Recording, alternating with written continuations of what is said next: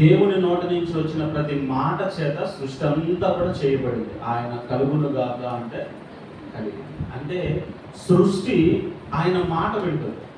వింటుందా లేదా? దేవుని మాట సర్వ సృష్టి వింటుంది. ప్రకృతి ఆయన మాట వింటుంది, సముద్రం ఆయన మాట వింటుంది, గాలి ఆయన మాట వింటుంది, సూర్యుడు ఆయన మాట వింటున్నాడు, చంద్రుడు ఆయన మాట వింటున్నాడు, వర్షం ఆయన మాట వింటుంది, మంచు ఆయన మాట వింటుంది, సింహాలు ఆయన మాట వింటున్నాయి, కాకులు ఆయన మాట వింటున్నాయి, చేపలు ఆయన మాట వింటున్నాయి, పశువులు పక్షులు అన్నీ ఆయన మాట వింటున్నాయి. ఆఖరికి మన శరీరానికి వచ్చే రోగాలు కూడా ఆయన మాట వింటున్నాయి. మనల్ని ఆవరించిన దెయ్యాలు కూడా ఆయన మాట వింటున్నాయి. కానీ మనం మాత్రం ఆయన మాట వింటున్నాం. అవునా కాదా? ఇప్పుడు నేను చెప్పినవన్నీ బైబిల్ గ్రంథంలో ఉన్నవే. రిఫరెన్స్ కావాలంటే చెప్తా, చూసుకోండి. మత్తయి సువార్త 8:24 ఒకసారి. సముద్రము గాలి రెండు యేసు ప్రభు గద్దింపగా ఆ రెండు ఆయన మాట విని ఆగిపోయాయి. సముద్రము గాలి ఒక్కసారి ఆయన లేచి నిలబడి వాటిని గద్దించగానే ఆయన మాటకు లోబడి విని వెంటనే ఆగిపోయాడు. యెహోషువ గ్రంథం 10:12. యెహోషువ ప్రార్థన చేయగా దేవుడు ఆయన ప్రార్థన విని సూర్యుడిని చంద్రుడిని ఆగమని చెప్పగానే సూర్యుడు ఆగిపోయాడు, చంద్రుడు ఆగిపోయాడు. దానియేలు గ్రంథంలో మీరు చూస్తే దానియేలు సింహభూమంలో వేసినప్పుడు సింహాల నోరుని దేవుడు మూయించాడు. ఏలియా ప్రార్థన చేయగా వర్షము కురవల, మంచు కురవల. అంటే భక్తులు చేసిన ప్రార్థనకు దేవుడు మంచుని ఆపేశాడు, వర్షాన్ని ఆపేశాడు. ఆయన చెప్తే ప్రకృతి మొత్తం ఆయన మాట వింటుందా లేదా? చేపలు కూడా ఆయన మాట వింటున్నాయి. యోనా దగ్గరికి అనిపిస్తుంది మనకి. యోనా భక్తులు తీసుకెళ్లి సముద్రంలో పడేసినప్పుడు పెద్ద చేప వచ్చి నత్సమ్మ వచ్చి యోనాని మింగేసి మళ్ళీ తీసుకువెళ్ళి ఆయన ఒడ్డున 3 రోజుల తర్వాత కట్టేసింది. ప్రకృతి ఆయన మాట వింటుంది, చేపలు ఆయన మాట వింటున్నాయి. మీకు ఆది కాండంలో చూసినట్టయితే నోవహు ఓడ నిర్మించబడినప్పుడు జంతువులన్నీ పక్షులన్నీ కూడా 2 జతల చొప్పున ఆ ఓడలోనికి వస్తాయి. దేవుని మాట చొప్పున అవన్నీ కూడా జంటలు జంటలుగా జతలు జతలుగా ఓడలోనికి వచ్చినట్లుగా మనం చూస్తాం. అంటే ప్రకృతి మొత్తం కూడా దేవుని మాట వింటుంది. అది పక్షులు కావచ్చు, చేపలు కావచ్చు, పశువులు కావచ్చు, ఆఖరికి సృష్టి మొత్తము కూడా సూర్యుడు చంద్రుడు గాలి సముద్రం సమస్తము దేవుని మాట వింటున్నాయి. దేవుని చేత తయారు చేయబడిన మనిషి దేవుని మాట వింటున్నాడా? ఎందుకని ఏం రోగం? మనకు వచ్చిన రోగాలు కూడా దేవుని మాట వింటున్నాయి. లోకసువార్త 4:39. మనిషికి వచ్చిన జ్వరాన్ని గద్దిస్తే జ్వరం వెంటనే వదిలిపోయింది. మత్తయి సువార్త 17:18. అయ్యా అని వదిలిపోయాము.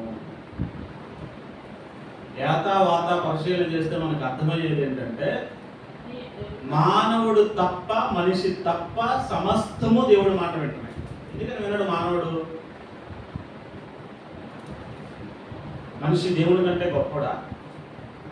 మరి ఎందుకు దేవుని మాట వినడు? కారణం ఏంటి? ఎవరి మాట వింటాడు మనిషి ఎక్కువ? తల్లిదండ్రుల మాట వింటారంట. అబ్బా రేపొద్దున పెళ్లి చేసుకోండి, చేసేసుకుంటావా తల్లిదండ్రుల మాటని? ఏనో అది వట్టి మాటలే. తల్లిదండ్రుల మాట కాదు, భార్య మాట కాదు, భర్త మాట కాదు, పిల్లల మాట కాదు, తల్లుల మాట కాదు, ఎవరి మాట వినం. మన మనసు చెప్పిన మాటే మనం వింటాం. మనకు నచ్చిన మాటే మనం వింటాం. మనకు నచ్చిందే మనం చేస్తాం. అది ఎవరు చెప్పినా మనకు నచ్చకపోతే అది మనం వినం. మనకు నచ్చింది ఎవరు చెప్పినా వింటాం.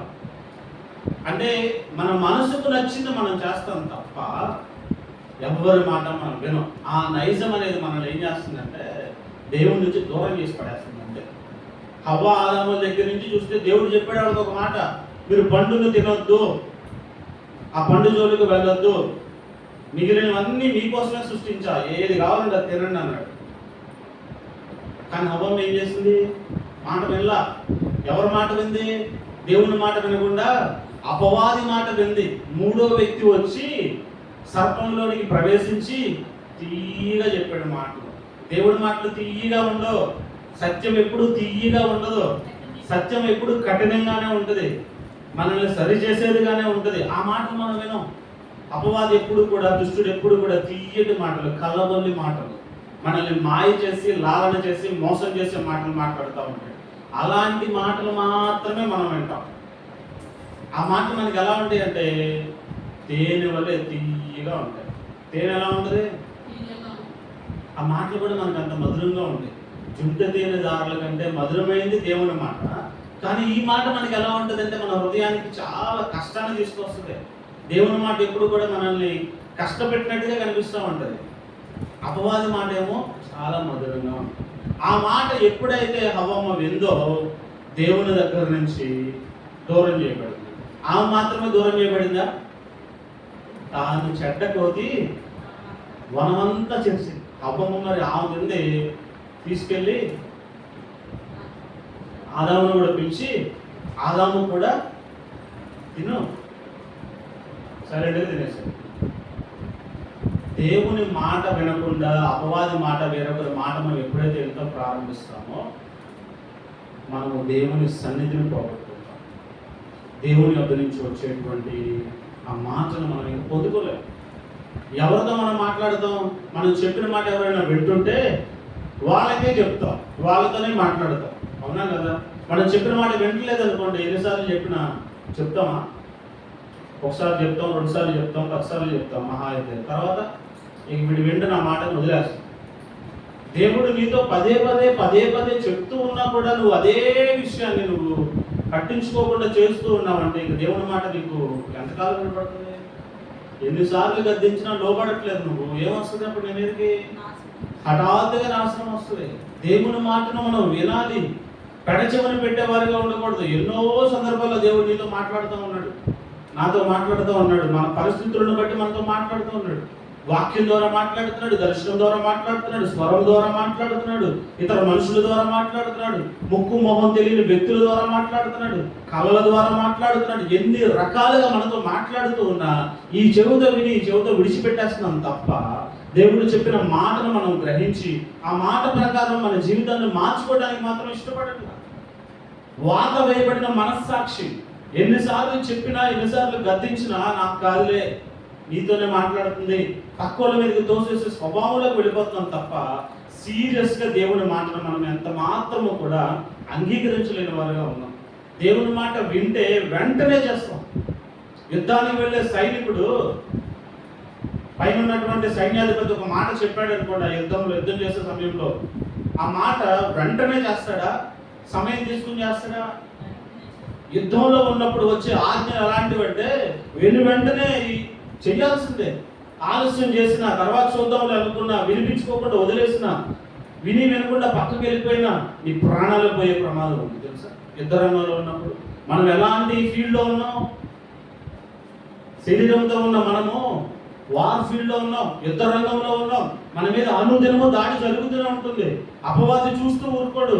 హవ్వమ్మ ఆదాములు చాలా సంవత్సరాలు దేవునితో మాట్లాడుతూ, ఆయన మాట వింటూ, ఆయన చెప్పిందే చేస్తూ, ఆయన తినొద్దన్నప్పుడు తినకుండా, ఆయనతో సహవాసం చేస్తూ, ఆయన ఇచ్చిన అధికారాన్ని అనుభవిస్తూ, ఆయన మాట మీద ఆధారపడి బ్రతుకుతూ ఉంటే అపవాది ఎన్ని ప్రయత్నాలు చేశాడో మనకి బైబిల్లో రాయబడింది. సత్వ రూపంలోనికి వెళ్ళి మాట్లాడాడు, అప్పుడే తింది అవ్వమని మనం చదివాము. కానీ అంతకుముందు అతను ఎన్ని ప్రయత్నాలు చేసి ఉంటాడో. అపవాది పని ఏంటంటే దేవుని యొద్ద నుంచి మనల్ని దూరం చేయాలి, దేవునితో సహవాసం కలిగి లేకుండా మనిషిని దూరం చేయాలి. తాను ఏ విధంగా పడద్రోయబడిందో దేవుని యొద్ద నుంచి మానవుళ్ళు కూడా పడద్రోయబడేలాగా దూరం చేశారు. దేవుని మహిమ మనలో ఉండటానికి లేదు, దేవుని యొక్క ప్రసన్నతను మనం పొందుకోవడానికి లేదు. దాన్ని మనం పోగొట్టుకునేలా చెయ్యాలనే వాడు ఎప్పుడు ప్రయత్నం చేస్తూనే ఉంటాడు. ప్రతిరోజు ఎవరిని ప్రేరేపిస్తాడో తెలియదు, ఎవరిలోకి వెళ్తాడో తెలియదు, ఏది చూసి మనం ఆకర్షితులయ్యేలా చేస్తాడో తెలియదు. అపవాది పని ఏంటంటే దేవుని మాట మనం వినకుండా చేయటమే వాడి పని. లేదా సృష్టిలో ఉన్నాయన్నీ దేవుని మాట వింటే మానవుడు మాత్రం దేవుని మాట వినడు. దానికి కారణం ఏంటంటే మానవునికి దేవుడు స్వచిత్తాన్ని ఇచ్చాడు, స్వేచ్ఛను ఇచ్చాడు, ఫ్రీడమ్ ఇచ్చాడు. ఇది మంచి, ఇది చెడు నీ ముందు పెడుతున్నా. నువ్వు మంచి చేయాలనుకుంటే మంచి చేయి, చెడు చేయాలనుకుంటే చెడు చేయి. మంచి చేస్తే మంచి ఫలాన్ని నువ్వు అనుభవిస్తావు, చెడు చేస్తే చెడు ఫలితాన్ని నువ్వు అనుభవిస్తావు. నీ చేతిలో పెట్టేశాడు దేవుడు. నీకే స్వేచ్ఛను ఇచ్చాడు దేవుడు. హవ్వమ్మకి ఆదాముకు కూడా దేవుడు స్వేచ్ఛను ఇచ్చాడు. కన్నుల ముందే పండు కనిపిస్తూ ఉన్నా తినొద్దని చెప్పాడు. తింటే దాని పర్యవసానం అనుభవించాలి, తినకుండా ఉంటే దాని ద్వారా వచ్చే ఫలాలను అనుభవించాలి. వాళ్ళు తినకుండా ఉన్నంత కాలం దేవుడితో సహవాసాన్ని కలిగి ఉన్నారు, దేవుడిచ్చిన అధికారాన్ని అనుభవించారు, దేవుని మహిమను పొందుకుని ఉన్నారు, దేవునితో ప్రతిరోజు మాట్లాడేవారుగా ఉన్నారు. చల్లపూట వేళ ఆయనే దిగి వచ్చి ముచ్చటించి వెళ్ళేవాడంట. ఎప్పుడైతే దేవుని మాట వినకుండా అపవాది మాట విని దేవుని సన్నిధిని పోగొట్టుకున్నారు, మనము కూడా దేవుని మాట వినకుండా ఉన్నట్లయితే, దేవుని మాట మనం వినకుండా ఉండాలని అపవాది ఎన్నో ప్రయత్నాలు చేస్తూ ఉంటాడు. ఆది నుంచి కూడా వాడి పని అదే. ఎందుకంటే వాడు దేవుని ఎదురు నుంచి దూరం చేపట్టాడు. ఆ తర్వాత దేవుడు మనల్ని ఎంతో ప్రేమగా చేసుకున్నాడు. ఎలా చేసుకున్నాడు? ఆయన స్వరూపంలో చేసుకున్నాడు, ఆయన రూపంలో చేసుకున్నాడు.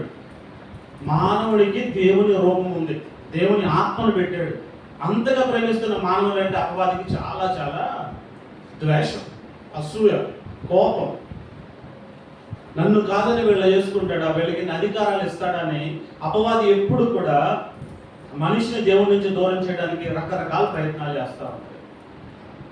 కానీ మనుష్యుడు దేవుడిచ్చిన స్వచిత్తాన్ని సరిగ్గా వినియోగించుకోకుండా, దేవుడిచ్చిన స్వేచ్ఛను సరిగ్గా వినియోగించుకోకుండా ఏది చెయ్యొద్దని దేవుడు చెప్పాడో అదే చేస్తున్నారు. ఉదాహరణ ఏంటంటే, పుట్టుకతోనే పిల్లలు బయటకు వచ్చిన తర్వాత కడుపులో నుంచి ఎదుగుతూ ఉండగా వాళ్ళు తల్లిదండ్రులు ఏది చెయ్యొద్దంటే అదే చేస్తారు. అవునా కదా? సౌండ్ చేయొద్దంటే సౌండ్ చేస్తారు, అది లాగొద్దంటే అది లాగుతారు, ఏది చేయొద్దంటే అది చేస్తారు. చిన్ననాటి నుంచే సహజ సిద్ధంగానే స్వభావం మనలోకి వచ్చేస్తుంది. తిరుగుబాటు స్వభావం, మాట వినని స్వభావం. దేవుని మాట వినకుండా తొలగిపోయిన వారి ద్వారా పుట్టిన ఈ పిల్లలు, వాళ్ళు పుట్టుకలోనే వాళ్ళు అలాంటి స్వభావాన్ని కలిగి ఉండి దేవుని మాటను పెడచెవిన పెట్టి వాళ్ళ సొంత చిత్తాన్ని అనుసరించి నడుస్తూ ఉంటారు. అపవాది వాళ్ళతో మాట్లాడుతూ ఉంటాడు. ఎదిగే క్రమంలో స్నేహితుల ద్వారా, ఇరుగు పొరుగు వారి ద్వారా చెడ్డ మాటలల్లా వీళ్ళకి చెప్పి మంచిని విడిచిపెట్టి చెడులోనికి వెళ్ళేటట్లుగా చేస్తూ ఉంటారు. దేవుని మాట అనేది మన జీవితాలని కట్టేదిగా ఉంటుంది. దేవుని మాట మన బ్రతుకుని కడుతుంది. ఆయన నోటి నుంచి వచ్చే ఒక్క మాటను మనం పట్టుకుంటే చాలు, ఆ ఒక్క మాట మన జీవితం అంతటికి కూడా గొప్ప బాటను వేస్తుంది. హల్లెలూయా. ఎంతో మంది కరుడు కట్టిన తీవ్రవాదుల హృదయాలను కూడా మార్చింది దేవుని మాట. నరహంతకుల హృదయాలను మార్చింది దేవుని మాట. ఒక్క మాట వాళ్ళ హృదయాన్ని తాకిందంటే, పశ్చాత్తాపం వాళ్ళ హృదయంలోనికి పెళ్ళు ఉబికిందంటే, వాళ్ళ పాత జీవితాన్ని అంతటిని కూడా దేవుని సన్నిధిలో ఒప్పుకుని విడిచిపెట్టి రూపాంతరం చెందిన వారు ఎందరో ఉన్నారు నేడు జనాలు. క్రీస్తు యొద్దకు వచ్చిన మనము దేవుని మాటను ఎంత సమీపముగా ఉన్నాం, ఆయన మాటకు, దేవుని మాటకు మనం ఎంత సమీపముగా ఉంటే ఆ మాట మనల్ని అంత జీవింపజేస్తూ ఉంటుంది. నీటి వారన నాటబడిన చెట్టు వల్ల మనం ఉండాలి. ఆయన మాట మనకు అందుతూ ఉన్నంత వరకే మనకి జీవం. చెట్లకి నీరు అందినంత వరకే దాంట్లో లైఫ్. గుర్తుపెట్టుకోండి, అది ఎంత పచ్చగా ఎప్పుడు ఉంటుంది? దానికి కావలసిన వాటర్ దొరికినంత కాలమే దానికి లైఫ్ ఉంటుంది. ఎప్పుడైతే వాటర్ దానికి దొరకదో నిదానంగా అది ఏమైపోతుంది? డ్రై అయిపోతూ ఉంటుంది, ఎండిపోతూ ఉంటుంది. ఒకటి నీరు దానికి ప్రాముఖ్యం, రెండు అంటు కట్టబడి ఉండటం దానికి ప్రాముఖ్యం.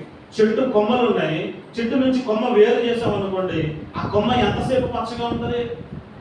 కొద్ది సమయానికి అది ఎండిపోతుంది, వాడిపోతుంది. చెట్టు ఎప్పుడు కూడా, కొమ్మ ఎప్పుడు కూడా చెట్టుకు అంటుకట్టబడే ఉండాలి, దానితోనే ఉండాలి. మనము దేవునితో అంటుకట్టబడే ఉండాలి, దేవుని మాట వింటూ ఉండాలి. దేవుని మాట అనే నీరు మనకు అందుతూ ఉండాలి. మనము దేవునితో అంటుకట్టబడి ఉండాలి, ఆయనతో సహవాసం కలిగి ఉండాలి. ఆయన మాటలు వింటూ ఉంటేనే సహవాసం అనేది ఎప్పుడు కలుగుతుంది? ఎవరికైనా స్నేహం ఎప్పుడు కలుగుతుంది? కలిగిన స్నేహం ఎప్పుడు కంటిన్యూ అవుతుంది? ఒకరితో ఒకరు మాట్లాడుకుంటూ ఉంటే, ఒకరి మాట ఒకరు వింటూ ఉంటే వాళ్ళ స్నేహము, సహవాసము కొనసాగుతూ ఉంటుంది. మనము దేవుని మాట వినాలి, మన మాట దేవుడు వినాలి. మనం ఆయనతో మాట్లాడేది ప్రార్థన, ఆయన మనతో మాట్లాడేది మన ప్రార్థనలకు జవాబు. ఆయన ఎన్నో మార్గాల్లో మనతో మాట్లాడుతూ ఉంటాడు. ఆయన మాట్లాడుతున్నా కూడా ఆయన మాట నువ్వు వినకుండా పెడచెవిన పెడుతూ ఉన్నావు అంటే దాని అర్థం ఏంటి? సహవాసం ఉంటుందా నీకు? పోగొట్టేసుకుంటున్నావు. దేవుని మాట వినకుండా దేవుడు మాట్లాడే సమయానికి, ఆ మాట నీ దగ్గరికి వచ్చే సమయానికి నీ చెవులు దురద చెవులు కలిగినవిగా మారి వేరే వేరే మాటలకు నువ్వు సమయాన్ని ఇచ్చేసి నీ చెవులు అప్పగించేస్తావంటే దేవుని మాట నువ్వు వినగలుగుతావా? దేవుడు నీతో మాట్లాడతాడు, ప్రార్థన చేసి చక్కగా నువ్వు పడుకోమని మాట్లాడే సమయం నీకు ఇస్తుంటే ప్రార్థన చేసి పడుకోకుండా ఫోన్ పట్టుకుని ఆ ఫోన్ చూసుకుంటా అలసి సొలసి ఎప్పుడో పడుకుంటావు. 12, 1 గంట, 2, 3 తెలియదు. ఎప్పుడు పడుకుంటావో తెలియదు, చేసిన ప్రార్థన ఏమైపోయిందో తెలియదు. ఆ ఫోన్ చూసుకుంటా అపవాదం ఏం చేస్తున్నాడు? దేవుని మాట నీ యొద్దకు రాకుండా వాడొక ట్రాప్ వేశాడు. ఆ ట్రాప్లో నువ్వు పడిపోయావు. ఆ మొబైల్ చూసుకుంటా అలసిపోయి కళ్ళు ఎప్పుడో నొప్పులు వచ్చి ఎప్పుడో నిద్ర వచ్చి పడుకుంటావు. అప్పుడు దాకా చూసినే నీ కళ్ళలో వస్తావు. నీకు ఏదైతే ఆశ ఉందో అవే నీకు కనిపిస్తావు.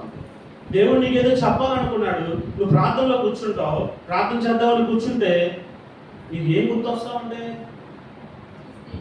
నువ్వు చూసినవి, నువ్వు విన్నాయి అవే గుర్తొస్తాయి.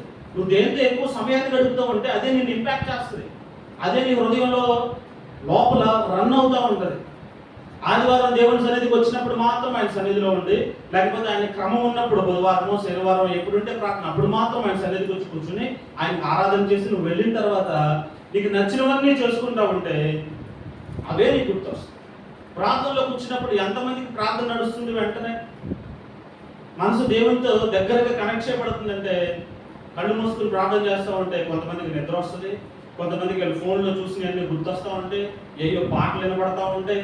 ఎంత డిస్ట్రాక్షన్ అంటే అపవాది మనల్ని ఎంత శోధిస్తూ ఉంటాడంటే దేవుని సన్నిధి నుంచి మనల్ని దూరంగా లాగాలనేది వాడి టార్గెట్.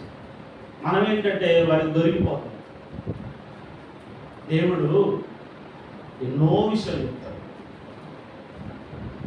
పిల్లలు వింటా ఉంటే తల్లిదండ్రులు ఎన్ని చెప్తారు? రాబోయే ప్రమాదాల నుంచి అలా తప్పించుకోవాలని చెప్తారు, అన్నీ నేర్పిస్తూ ఉంటారు. తండ్రి అయిన దేవుడు కూడా మనం మాట వింటూ ఉంటే చెప్తూ ఉంటాడు. అబ్రహాం ఉన్నాడు కదా, అబ్రహాముగా ఉన్నప్పుడు ఆయనతో దేవుడు మాట్లాడాడు. నీ స్వజనాన్ని విడిచిపెట్టు, నీ తండ్రి ఇంటిని విడిచిపెట్టు, నేను చెప్పే ప్రాంతానికి వెళ్ళు అన్నాడు. చెప్పిన వెంటనే ఆయన దేవుని మాటను పట్టుకున్నాడు. ఆ మాట ప్రకారం నడవడం ప్రారంభించాడు, వెళ్ళాడు. దేవుడు ఆయన ఆశీర్వదించాడు. నిన్ను శపించిన వాడిని నేను శపిస్తా, నిన్ను ఆశీర్వదించిన వాడిని నేను ఆశీర్వదిస్తా. ఆయనలో నుంచి ఈ రోజున్న జనాంగం అంతా వచ్చింది. ఇసుక రేణువుల వలె నీ సంతానాన్ని నేను విస్తరింపజేస్తానని వాగ్దానం చేశాడు. వాగ్దానం నెరవేర్చబడింది. కారణం ఏంటి? అబ్రహాం ఎవరి మాట విన్నాడు? దేవుని మాట విన్నాడు. దేవుని మాట విని అడుగులు వేశాడు. ఆ వెళ్ళే క్రమంలో ఎన్నో ఇబ్బందులు వచ్చినాయి. భార్యను తీసుకెళ్ళిపోయారు, తనతో పక్కన ఉన్న లోతును తీసుకెళ్ళిపోయారు. లోతు ఆయనకు దూరం అయిపోయాడు, గొడవలు జరిగినాయి, కరువు వచ్చింది. తర్వాత కుమారుడు పుట్టిన తర్వాత కుమారుడిని బలిగా ఏమన్నాడు దేవుడు. ఆయన కంటే ముందు ఇంకొక ఇష్మాయేలు పుట్టినప్పుడు ఆయన ఈయనకి దూరం అయిపోయాడు. ఎన్నో జరిగినాయి. ఎన్ని సంభవాలు ఆయనకి సంభవించినప్పటికీ దేవుని మాట ప్రకారం ఆయన వెళ్తూ ఉంటే ఈ రోజుకి విశ్వాసులకు తండ్రిగా ఆయన పిలువబడతాడు. దేవుని మాట వింటే విస్తారంగా ఆశీర్వదించబడతాం. అబ్రహాము దానికి బెస్ట్ ఎగ్జాంపుల్. ఆయన మాట విన్నాడు కనుక విస్తారంగా ఆయన ఆశీర్వదించబడ్డాడు. ఈ రోజుకి కూడా ఆయన ముగ్గురికి మూలపితరుడయ్యాడు. క్రైస్తవులకి ఆయనే విశ్వాసులకి తండ్రి, యూదులకి ఆయనే తండ్రి, మూల పురుషుడు. అటు ముస్లిమ్స్కి కూడా ఆయనే తండ్రి. 3 రకాల మతాలకి ఆయనే తండ్రిగా ఉన్నాడు. హల్లెలూయా. దేవుని మాట వింటే అంతగా విస్తరించబడతాం. తర్వాత యాకోబు కుమారుడైన యోసేపును మీరు పరిశీలన చేస్తే యోసేపు కూడా యాకోబు దగ్గర నుంచి తండ్రిని దేవుని గురించి వింటూ వచ్చాడు, దేవుని మాటలు వింటూ వచ్చాడు. దేవుని మాటలు ఆ రోజులు ఎలా చెప్పబడేది తెలుసా? యూదులైన వాళ్ళు వాళ్ళ పిల్లలకి మీరు ఉయ్యాలు ఊపేటప్పుడు, జోలపాటలు పాడేటప్పుడు దేవుని గురించిన పాటలు పాడుతూ దేవుని గురించిన మాటలు వాళ్ళకి చెప్తూ ఉండేవాళ్ళు అన్నమాట. చిన్ననాటి నుంచే పిల్లలు దేవుని మాటలు వింటూ పెరిగేవాళ్ళు. దేవుని మాట వింటూ పెరిగినటువంటి యోసేపు అమ్మివేయబడ్డాడు. తెలుసు మీకు స్టోరీ అంతా. బానిసగా ఉన్నాడు, చెరసాల్లో ఉన్నాడు. ఎక్కడ ఉన్నప్పటికీ కూడా దేవునికి సమీపముగానే ఉన్నాడు, దేవుని మాట వింటూనే ఉన్నాడు. కాబట్టి తర్వాత ఆయన ప్రధానిగా మారాడు. కానీ ఇలా చెప్పుకుంటూ పోతే ఎందరో ఉన్నారు బైబిల్ గ్రంథంలో. దేవుని మాట విని ఆశీర్వదించబడిన వారు. ఆయన మాట వింటే మనకి శత్రువుల మీద విజయం వస్తుంది. ఏమొస్తుంది? దేవుని మాట వింటే మనం తప్పకుండా స్థిరపడతాం. అస్థిరులుగా తిరుగుతూ ఉన్న మనల్ని దేవుడు స్థిరులుగా మార్చాలనుకుంటున్నాడు.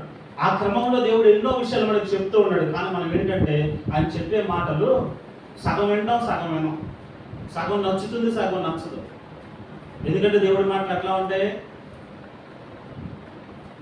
అమ్మ నాన్న మాట ఎలా ఉంటుంది పిల్లలకి? రే నువ్వు వాడితో సహవాసం చేయొద్దు, వాడు చెడ్డోడు, వాడు మంచోడు కాదు, వాడి దగ్గరికి నువ్వు వెళ్ళొద్దు అంటే నచ్చుతుందా? ఏం తెలుసు నీకు వాడి గురించి? ఏం తెలుసు అంటే నీకు జనాలందరూ అలాగే చెప్తారు, వాడే మంచోడు, నేను వాడితోనే వెళ్తాను. మన మనసు ఏమో అక్కడ వాడితో స్నానం చేయాలని ఉంటుంది, వీళ్ళేమో వెళ్ళొద్దు అంటారు. దేవుడు చెప్పే కూడా అలాగే ఉంటాయి. నానా నువ్వు టీవీ సీరియల్ చూడొద్దు, నువ్వు సినిమాలు చూడొద్దు, నువ్వు గొడవలు పెట్టుకోవద్దు, ఎవరితోనూ గిలికజ్జాలు పెట్టుకోవద్దు, ఎక్కడ మీటింగ్లు జరిగితే విస్తారమైన మాటల్లో దోషం ఉంటుంది, వ్యర్థమైన మాటలకు నువ్వు వెళ్ళొద్దు, అరుగుల మీద కూర్చుని నాలుగు గురించి ఏళ్ళ గురించి పంచాయతీలు పెట్టొద్దు అని దేవుడు చెప్తా ఉంటాడు. అది నచ్చదు మనకి. గబ్బ పనులన్నీ చేసేసుకుని అరుగు మీదకి టైం అయిపోతుంది వెళ్ళిపోవాలి. లేకపోతే ఫోన్లో ఆ టైం వచ్చేస్తుందంటే చాట్ చేయాలి, ఆ సమయం వచ్చేస్తుందంటే గ్రూప్ కాల్ ఉంటుంది, గబ్బ పనులు చేసేసుకుని కూర్చోవాలి, మాట్లాడాలి. దేవుని మాట వినడానికి చెవి ఇవ్వలేదు. కష్టమైన మాటలు కూడా నువ్వు వింటూ ఉంటే ఎలా ఉంటుందో తెలుసా? నువ్వు అడుగు పెట్టే ప్రతి స్థలాన్ని నీకు ఇస్తాడు దేవుడు. హల్లెలూయా. యెహోషువ దేవుని మాట విన్నాడు, ఆయన అడుగు పెట్టిన ప్రతి స్థలాన్ని దేవుడు ఆయనకి ఇచ్చాడు. దేవుడు మాట చొప్పునే వెళ్ళాడు యెహోషువ. యుద్ధం చేసేటప్పుడు ప్రార్థన చేసి, దేవా నువ్వు నన్ను చేయమంటావా? దావీదు అలా ప్రార్థన చేసేవాడు, యెహోషువ కూడా అలా ప్రార్థన చేసి యుద్ధానికి వెళ్ళావు. మోషే తర్వాత యెహోషువ ఎన్ని యుద్ధాలు చేశాడో తెలుసా? ఒంటి చేత్తో అందరిని జయించగలిగాడు. కారణం ఏంటి? దేవుని మాట. దేవుని మాట నీతో ఉన్నంత వరకు నిన్ను ఎవ్వరూ జయించలేరు. రాసి పెట్టుకో. నువ్వు దేవుని మాట వింటూ ఆయన మాట ప్రకారం అడుగులు వేస్తూ వెళ్తున్నప్పుడు నీ మార్గాలన్నీ సరళం చేయబడతాయి. అంతే. నీ ముందున్నటువంటి ఎత్తులన్నీ కూడా పల్లం చేయబడతాయి, చదును చేయబడతాయి. ఎన్ని ముళ్ళున్నా, రాళ్ళున్నా, తుప్పలున్నా అన్నీ కూడా చదును భూమిగా చేయబడతాయి. దేవుని మాట నువ్వు వింటే వాటన్నింటినీ కూడా ఎలా నువ్వు సాల్వ్ చేసుకోవాలో దేవునికి తెలియజేస్తావు. సమస్యలు గుండానే వెళ్తావు, ప్రమాదాలు గుండానే వెళ్తావు. నీ ప్రయాణం అంతా కూడా గజిబిజి గందరగోళంగా ఉన్నట్లుగానే ఉంటుంది. కానీ దేవుని మాట నీతో ఉంటే ఆ మాట నీకు దీపమై చీకట్లో వెలుగును చూపిస్తుంది. నీ పాదాలకు వెలుగే ఉంటుంది. ఆ వాక్యమే నిన్ను బ్రతికిస్తుంది, నీ బ్రతుకును మారుస్తుంది, నీ జీవితాన్ని కడుతుంది, పాపం నుంచి దూరంగా తీసుకొస్తుంది, లోకం నుంచి దూరంగా తీసుకొస్తుంది, నిన్ను ప్రత్యేకమైన వ్యక్తిగా జీవించేలా చేస్తుంది. హల్లెలూయా. దేవుని మాట ఎప్పుడు ప్రత్యేకమైనదే. ఆ మాట ఎవరైతే పట్టుకుంటారో, ఎవరైతే ఆ మాటను వింటారో వారు గొప్పగా ఆశీర్వదించబడతారు. వారి సరిహద్దులన్నీ విశాలపరుస్తారు. ప్రయాసపడి భారం మోసుకుంటున్న సమస్త జనులారా నా యుద్ధకు రండి, మీకు నేను విశ్రాంతిని ఇస్తానన్నాడు. ఆయన దగ్గరికి వెళ్తే ఆయన మనతో మాట్లాడతాడు. మనం ఏం చేయాలో ఏం చేయకూడదో మనకి బోధిస్తూ ఉంటాడు. ఆయన బోధించిన ప్రతి బోధ ప్రకారం, ఆ మాట ప్రకారం మనం ఎప్పుడైతే నడవడం ప్రారంభిస్తామో అప్పుడు మన భారం అంతా ఆయన మీద ఉంటుంది. కాడి చాలా సులువు, మాట వింటే చాలా సులువుగా ఉంటుంది. ప్రతిదీ ఆయన మాట వింటుంది. మరి మనం ఎందుకు ఆయన మాట? అంత లోకు అయిపోయాడు ఆయన. మీకు ఏం చేసినా క్షమించేస్తున్నాడుగా, ప్రార్థన చేస్తే క్షమించేస్తాడుగా. ఇరుపైన పర్ల నచ్చినవి వింటాం, మనకు నచ్చినవి కొన్ని ఉంటాయి, అవి మాత్రం వింటాం. అలా ఉండదు. దయచేసి విందాం. ఆయన చెప్పిన ప్రతి మాట వింటామంటే ఇంకా ఇంకా చెప్తా ఉంటాడు. ట్రైన్ చేస్తాడు మనల్ని. యుద్ధానికి వెళ్ళేటప్పుడు సిద్ధపడాలి, సిద్ధపాటు లేకుండా యుద్ధం చేయడం. ఇన్స్ట్రక్షన్స్ ఉండాలి, నడిపించే నాయకుడు ఉండాలి. మనకి యుద్ధ భూమిలో ఉన్నప్పుడు, వార్ఫేర్లో ఉన్నప్పుడు పైన ఒక అధికారి ఉండాలి. అధికారి మాట ప్రకారం అడుగులు వేయాలి, విన్న వెంటనే చేయాలి, ఆలస్యం చేయకూడదు. దేవుడు చెప్పిన మాటను వెంటనే నెరవేర్చే ఆ తెగింపు ఉండాలి, ఆ తెగువ ఉండాలి. మనకి పేదలు నేను నడుస్తాను నీటి మీద అన్నాడు, నడువు అన్నాడు. వెంటనే అడుగులు వేసాడు, నడవడం ప్రారంభించాడు. ఒక మనిషి నీటి మీద నడవడం అంటే అది సామాన్యమైన విషయమా? అసాధ్యమైన కార్యం అది. కానీ నడవగలిగాడు. గుర్తుపెట్టుకోండి, మీ విశ్వాసమే మీ బలం. ఎప్పుడైనా సరే దేవుని మాట మీద మీకు విశ్వాసం నుంచి విశ్వాసంతో మీరు అడుగులు వేస్తే అది మీకు బలాన్ని ఇస్తుంది. ఎప్పుడైతే అనుమానం కలుగుతుందో అదే మీ బలహీనత. అవిశ్వాసమే బలహీనత. అడుగులు వేస్తా ఉన్నాడు, గాలి వచ్చింది, గాలి వైపు చూశాడు, అడుగు నీటి మీద ఉన్నట్లా దిగిపోతుంది. అవిశ్వాసం వచ్చేసింది, అనుమానం వచ్చేసింది, వెంటనే బలహీనం. మీరు బలంగా ఉన్నారా, బలహీనంగా ఉన్నారా? దేవుని మాట వింటూ బలంగా మాట ప్రకారం వెళ్తున్నారా? ఆయన మాట విని నడుస్తూ వెళ్తూ మధ్యలో గాలి లాంటి శ్రమలు వచ్చినప్పుడు అటు చూసి మునిగిపోతున్నారు. మీరు ఆలోచన చేసుకోండి.